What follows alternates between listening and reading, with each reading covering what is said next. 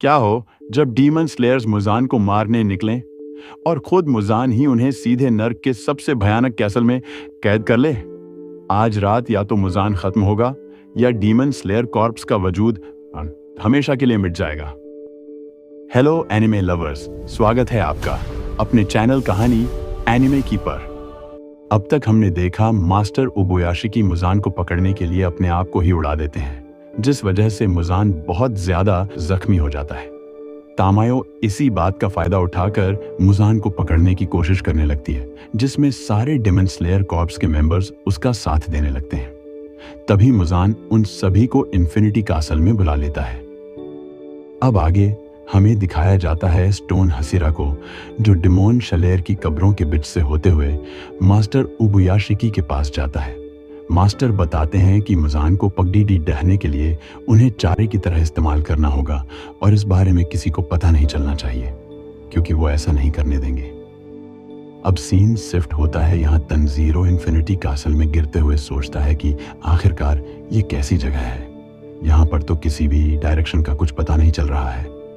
क्या ये मुजान की ब्लड डिमन आर्ट की वजह से बनी है? मुझे तो समझ नहीं आ रहा कि आखिरकार चल क्या रहा है। पर तामायो ने मुजान को किसी तरह रोक कर रखा हुआ है। पता नहीं तामायो ये कब तक कर पाएगी, इसलिए मुझे जल्दी जाकर मुजान को रोकना होगा। पर उससे पहले मुझे अपनी टेक्निक को यूज करके अपने आप को नीचे गिरने से रोकना होगा, और मैं इस सिचुएशन में भी नहीं हूं कि मैं कुछ कर सकूं। तभी हम देखते हैं गियू आकर तंजीरो को पकड़ने की कोशिश करता है, जिससे तंजीरो की स्पीड कम हो जाती है और उसे नीचे गिरने पर चोट नहीं आती। तब तंजीरो गियू को थैंक यू कहने लगता है, पर तभी उसी टाइम एक डिमन उस पर हमला कर देता है, जिसे तंजीरो मार देता है।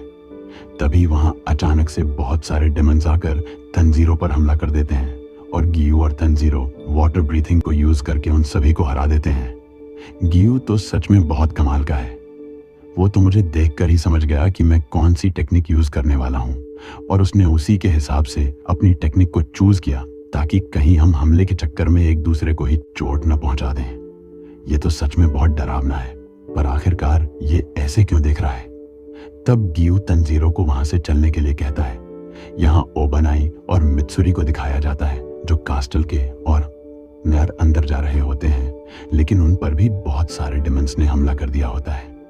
तब ओबनाई सर्पेंट ब्रीथिंग को यूज करके उन सभी के सिरों को काट देता है और कहता है, अपने हाथ मित्सुरी से दूर रखो, जिसे सुनकर मित्सुरी बहुत ज्यादा खुश हो जाती है। अब हम यहाँ देखते हैं मुइचिरो और ग्योमेई डिमंस को मारते हुए आगे बढ़ रहे होते हैं। यहाँ पर तो बहुत सारे डिमंस हैं। इनसे लड़ते हुए तो ऐसा लग रहा है जैसे इन सभी के पास रुई और मून जितनी पावर है। लगता है ये लोग हमें थकाने की कोशिश कर रहे हैं। आखिरकार मास्टर उबुयाशिकी के साथ क्या हुआ? मुझे नहीं लगता कि वो कोई ऐसी गलती कर सकते थे जिससे कि कोई डिमन उन्हें ढूंढ ले। क्या उन्होंने अपने आप को एक चारे की तरह यूज किया है? तभी ग्योमेई कहता है, तुमने सही कहा, और उन्होंने ये सब कुछ इसलिए किया क्योंकि वो ये जानते थे कि वो ज्यादा दिनों तक जिंदा नहीं रह पाएंगे। मुइचिरो कहता है, जब एक डिमन ने मुझ पर हमला किया था और मैं मौत और जिंदगी की लड़ाई लड़ रहा था, तब मास्टर पूरे टाइम मेरे साथ थे, और मुझे लगता है कि उन्होंने बाकी कॉर्प्स मेंबर्स के साथ भी ऐसा ही किया था। वो हम सबके लिए एक फादर की तरह थे। मुजान ने सिर्फ मेरे बड़े भाई को ही नहीं छीना है, बल्कि मेरे फादर को भी छीन लिया है। तो इसलिए मैं उसे नर्क में भेजने से पहले बहुत ज्यादा तड़पाऊंगा। ग्योमेई कहता है, तुम चिंता मत करो, हम सभी लोग भी यही करना चाहते हैं। मास्टर, मैं आपको नहीं बचा पाया, मैं किसी काम का नहीं हूं। अब अगले सीन में हम देखते हैं सानेमी, जो बहुत ही गुस्से में बैठा होता है। तभी उसके ऊपर डिमंस हमला कर देते हैं, जिन्हें सानेमी चुटकियों में मार देता है।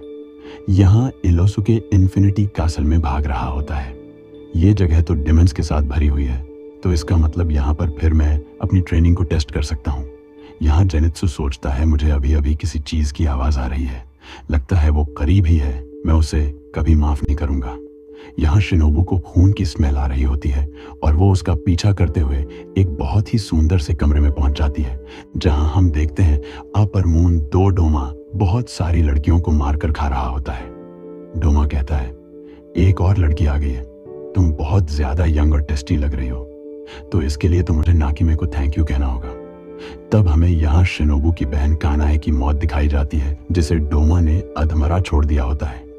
तब शिनोबू कानाए से डोमा के बारे में पूछ रही होती है ताकि वो कानाए की मौत का बदला ले सके। पर कानाए शिनोबू को डिमन स्लेयर कॉर्प्स को छोड़ने के लिए कहती है ताकि वो एक नॉर्मल जिंदगी जी सके, पर शिनोबू इसके लिए मना कर देती है। तब यहाँ शिनोबू देखती है कि कानाए ने जो डिस्क्रिप्शन उस डिमन की बताई थी वो बिल्कुल डोमा के साथ मैच कर रही ही होती है। तब डोमा कहता है, तो कैसी हैं आप? मेरा नाम डोमा है। ये रात सच में अच्छी है ना? ये तो कुछ ज्यादा ही खुश लग रहा है और बड़े प्यार से बात कर रहा है। पर तभी हम देखते हैं एक लड़की शिनोबू से मदद मांगने लगती है और डोमा उसे चुप कराने के लिए उस पर हमला कर देता है, पर शिनोबू उसे बचा लेती है। तुम तो सच में बहुत फास्ट हो, क्या तुम एक हाशिरा हो?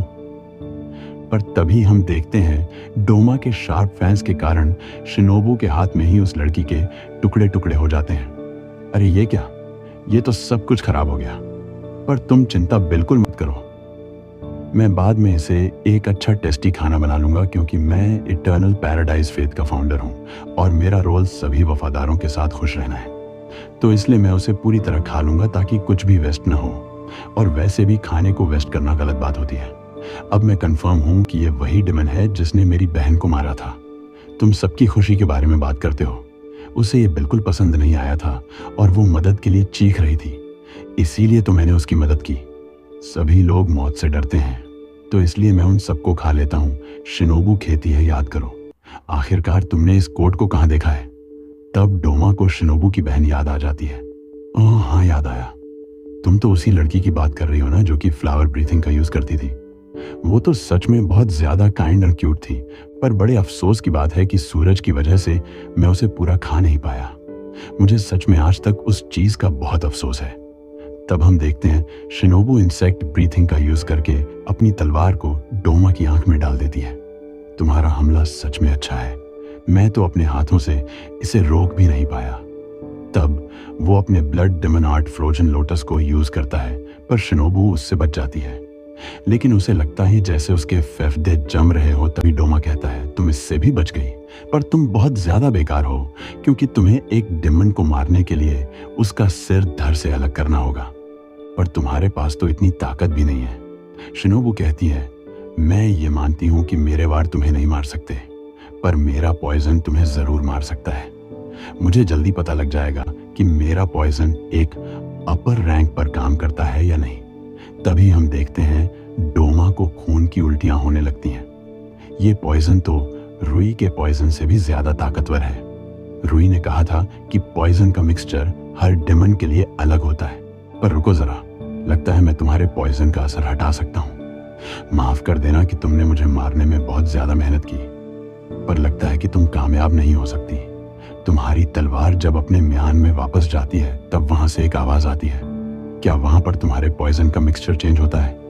अगर पॉइजन के साथ आप पर हमला हो तो ये तो सच में बहुत मजेदार है। शायद मुझे ये बहुत पसंद आ रहा है। तो बताओ, क्या तुम्हें लगता है कि तुम्हारे नेक्स्ट पॉइजन का मिक्सचर मुझ पर काम करेगा? तो चलो फिर से ट्राई करते हैं, मुझे इसमें कोई प्रॉब्लम नहीं है। और वैसे भी मुझे लगा ही था कि तुम पर ये एक बारी में काम नहीं करेगा। शिनोबू इसके बाद उस पर कई बार अटैक करती है। डोमा बार बार बचता रहता है, वो उसको बातों बातों में भटकता रहता है। अब हमें डोमा का पास्ट दिखाया जाता है, जहां पर उसके पेरेंट्स को लगता है कि डोमा के ऊपर ईश्वर की कृपा है, जिस वजह से उसके पेरेंट्स उसके लिए एक नया रिलीजन बना देते हैं जिसका नाम इटर्नल पैराडाइज फेथ होता है। हम देखते हैं बहुत सारे लोग उस रिलीजन के साथ जुड़ भी जाते हैं, जहां पर वो डोमा को अपने दुखड़े सुनाने लगते हैं। पर डोमा को उससे कोई फर्क नहीं पड़ रहा होता, क्योंकि उसे तो वो सब कुछ पागलपन लग रहा होता है। डोमा तय करता है कि वो गॉड बनने के नाटक को कंटिन्यू करता रहेगा और उन सभी के दुखों को खत्म कर देगा, जिस वजह से उसने डिमन बनने के बाद अपने सारे फॉलोअर्स को एब्जॉर्ब कर लिया, ताकि वो सभी लोग हमेशा हमेशा के लिए उसके साथ जिंदा रह सकें। इसमें एक और इंटरेस्टिंग चीज है। आपको याद होगा कि एक बार डोमा ने अपर मून 5 के एक घड़े के बारे में बात की थी, जिसके अंदर उसने अपने एक फॉलोअर का सिर रखा हुआ था, और यहाँ हम देखते हैं वो उसी फॉलोअर के बालों में कंघी कर रहा होता है। तब हम यहाँ देखते हैं शिनोबू 5 बार डोमा पर हमला कर चुकी होती है। तुम्हारा पॉइजन तो अब असर करना बंद ही कर चुका है। आगे का तुम कब तक इन पॉइजन को बनाती रहोगी? क्या तुम्हें पता है कि तुम्हें सांस लेने में इतनी प्रॉब्लम क्यों हो रही है? क्योंकि ये मेरी ब्लड डेमोनार्ड की वजह से है। मेरी ब्लड डेमोनार्ड ने तुम्हारे खून को सोख लिया है, जिस वजह से तुम्हारे लंग्स धीरे धीरे काम करना बंद कर रहे हैं। इस टाइम तो तुम्हारे लिए सांस लेना भी बहुत खतरनाक है। तो ये है एक अपर रैंक की स्ट्रेंथ। शिनोबू हफ्ते हुए सोचती है, इसकी रीजनरेशन स्पीड तो मेरे पॉइजन के असर को खत्म कर रही है। लगता है मुझे इस पर मल्टीपल अटैक करके इसके अंदर ज्यादा से ज्यादा पॉइजन को इंजेक्ट करना होगा। तब शिनोबू डोमा पर अटैक कर देती है, जिससे डोमा को चोट आ जाती है। तुम सच में बहुत फास्ट हो, शायद इतनी फास्ट कि मैंने आज तक तुमसे ज्यादा फास्ट हाशिरा नहीं देखा। पर तभी हम देखते हैं शिनोबू की बॉडी पर भी बहुत सारे कट्स आ जाते हैं। अगर तुम पॉइजन की जगह मेरा सिर काट देती तो शायद तुम मुझे हरा पाती, पर लगता है तुम ऐसा नहीं कर सकती क्योंकि तुम बहुत ज्यादा छोटी हो। शिनोबू हफ्ते हुए सोचती है, आखिरकार क्यों मेरे हाथ इतने छोटे हैं? क्यों मैं ज्यादा लंबी नहीं हो सकी? अगर मैं थोड़ी और लंबी होती तो शायद मैं इस डेमन का सिर काट पाती। जितनी आर्म्स और लेग्स लंबी होती हैं, उनके अंदर उतनी ही ज्यादा मसल पावर होती है, जिससे एडवांटेज मिलता है। पर कानाए तो फिर भी बहुत ज्यादा नाजुक थी। मुझे बाकियों से जलन हो रही है, क्योंकि जब वो किसी को बचाने आता है तब सभी को यकीन हो जाता है कि वो बच जाएंगे। मुझे पता है कि उस दिन मेरी बहन क्या कहना चाह रही थी। वो मुझे इसलिए आम जिंदगी जीने के लिए कह रही थी क्योंकि उसे पता था कि मैं इस डेमन को नहीं हरा पाऊंगी। तभी शिनोबू के सामने कानाए आ जाती है।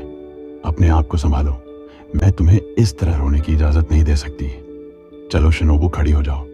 तभी शिनोबू दोबारा से खड़ी हो जाती है। डोमा कहता है, ये तो कमाल हो गया, तुम इतना सब कुछ होने के बावजूद भी खड़ी हो पा रही हो। क्या तुम एक ह्यूमन ही हो ना? मैंने तुम्हारे कॉलर बोन, लंग्स और रिब्स को काट दिया है और तुम्हारे अंदर से तो इतना खून बह चुका है कि तुम्हें तो मर जाना चाहिए था, इसलिए प्लीज हार मान लो।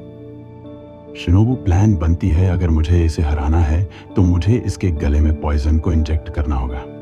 तब हम देखते हैं शिनोबू जिग जैग मूवमेंट करके डोमा की तरफ बढ़ने लगती है, जिसकी वजह से वो उसका अटैक प्रिडिक्ट नहीं कर पा रहा होता और शिनोबू पर हमला कर देता है।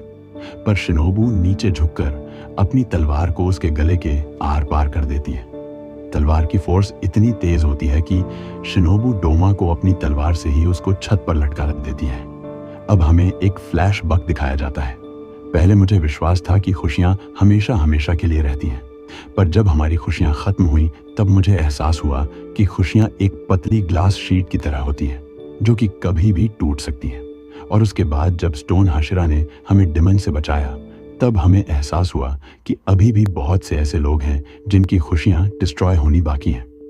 तो इसलिए मैंने और मेरी बहन ने ये डिसाइड कर लिया कि हम लोग ताकतवर होकर उन लोगों की खुशियों को बचाएंगे और जितना हो सके उतने डेमन्स को मार गिराएंगे।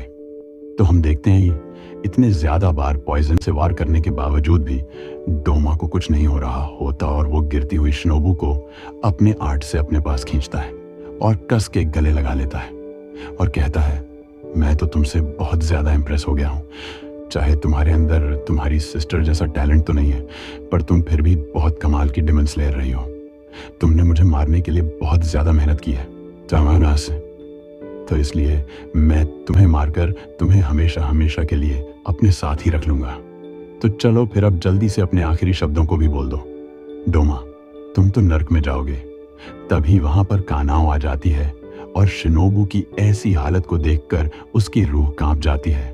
शिनोबू अपने हाथ से कुछ इसरार करती है और उसके हाथों से तलवार छूट जाती है। अब कानाओ ये देखकर बहुत जोर से चिल्लाती है।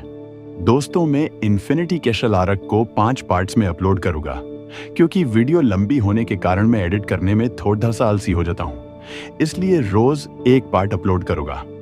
अब आप लोग मुझे ऐसे ही सपोर्ट करते रहिए। सायोनारा।